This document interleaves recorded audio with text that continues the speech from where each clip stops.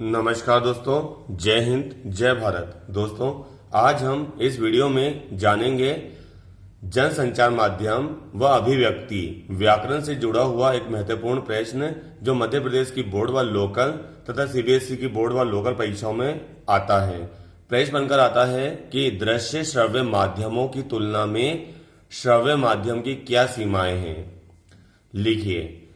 तो दृश्य श्रव्य माध्यम कौन सा होता है जो हमें दिखाई भी देता है और सुनाई भी देता है, और श्रव्य माध्यम क्या होता है जो सिर्फ हमें सुनाई देता है, जैसे कि रेडियो, इधर है टेलीविजन व सिनेमा। तो दृश्य श्रव्य माध्यमों की तुलना में श्रव्य माध्यम की क्या क्या सीमाएं होती हैं, तो हम देखते हैं इसका उत्तर। दृश्य श्रव्य माध्यम सिनेमा और रंगमंच की तरह श्रव्य माध्यम रेडियो नाटक में दृश्य नहीं होते हैं। यानी कि दृश्य श्रव्य माध्यम में तो दृश्य होते हैं, परंतु श्रव्य माध्यम यानी कि रेडियो में दृश्य नहीं होते हैं। रेडियो नाटक में दृश्य नहीं होते हैं। अगला है, रेडियो पूरी तरह से श्रव्य माध्यम होने के कारण, यानी जो रेडियो होता है वो पूरी तरह से श्रव्य माध्यम होने के कारण रेडियो नाटक का लेखन सिनेमा व रंगमंच के लेखन से थोड़ा भिन्न व कठिन होता है। यानी जो रेडियो नाटक है उसका जो लेखन होता है दोस्तों वो बहुत कठिन होता है, ठीक है ना, क्योंकि उसमें हमें आवाज के अनुसार दर्शाना है। यानी कि हमें ऐसा नाटक लिखना है ताकि सामने वाले की जो आवाज है, यानी कि हीरो हीरोइन की, कलाकारों की आवाज है, वो श्रोताओं पर असर डाले, प्रभाव डाले। जबकि सिनेमा व रंगमंच में तो क्या होता है, दर्शकों को हीरो हीरोइन, ये सब कॉमेडियन, ये सब दिखते हैं उनको। सिनेमा की तरह रेडियो नाटक में मंच सज्जा, वस्त्र सज्जा और अभिनेता के चेहरे की भाव भंगिमाएं नहीं होती हैं।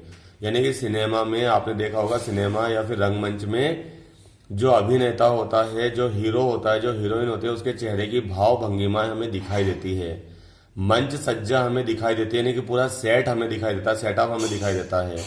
जबकि रेडियो नाटक में ना तो हमें चेहरे की भाव भंगिमाएं दिखती हैं, ना मंच सज्जा दिखती है, जब भी तो इसका लेखन बहुत कठिन होता है दोस्तों। सिनेमा को हम देख व सुन सकते हैं, परंतु रेडियो को सिर्फ हम सुन ही सकते हैं।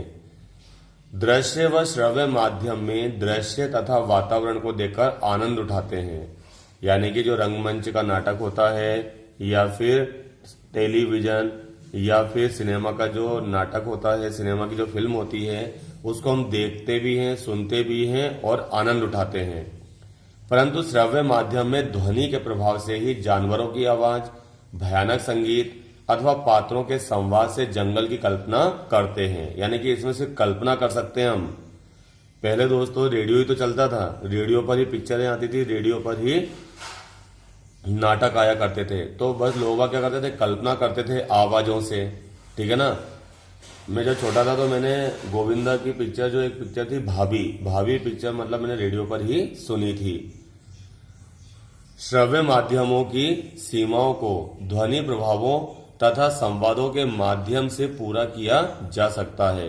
यानी जो श्रव्य माध्यमों की सीमाओं को ध्वनि प्रभावों तथा संवादों के माध्यम से ही पूरा किया जा सकता है दोस्तों। यानी कि इसमें ध्वनि का प्रभाव हमें ज्यादा डालना चाहिए, और संवादों, ठीक है ना, संवादों को बहुत अच्छी तरह से लिखना चाहिए ताकि श्रोताओं पर प्रभाव डाल सके। उम्मीद है दोस्तों आज का वीडियो को समझ में आया होगा, पसंद आया होगा। धन्यवाद।